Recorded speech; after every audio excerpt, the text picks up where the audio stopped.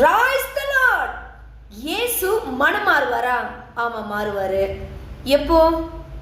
அவருடைய சத்தத்தை கேட்காத மாதிரி இருப்போம்.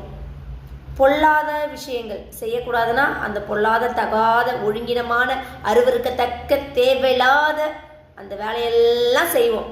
அப்படி செய்கிறவங்களுக்கு அவங்களுக்கு நன்மை செய்வேன்னு ஒரு சில விஷயத்த சொல்லியிருப்பார் இல்லைங்களா? அது அந்த நன்மையை செய்யாமல் அவரும் தான் மனம் மாறுவார். அவர் மனம் மாறணுமா? அதுவா நமக்கு வேணும்? இல்லை இல்லைங்களா? அவர் நமக்கு அந்த நன்மை செய்கிறேன்ற அந்த விஷயத்த நம்ம சுதந்திரிச்சுக்கணும் இல்லைங்களா? அப்போ என்ன பண்ணணும்? அவரோட பார்வைக்கு இது பொல்லாதவைகளா, இது தேவையில்லாதவைகளா, அது செய்யக்கூடாதுன்னா அதை செய்யக்கூடாது. அவரோட சத்தத்துக்கு கீழ்ப்படியணும்னா கீழ்ப்படிஞ்சுதான் ஆகணும். வேற வழியே இல்லை நமக்கு கர்த்தருடைய பிள்ளைகளுக்கு, கிறிஸ்துவுக்குள் வாழ்பவர்களுக்கு, உத்தமமாய் நடப்பவர்களுக்கு, நீதிமான்களுக்கு இவர்களுக்கு தகும்.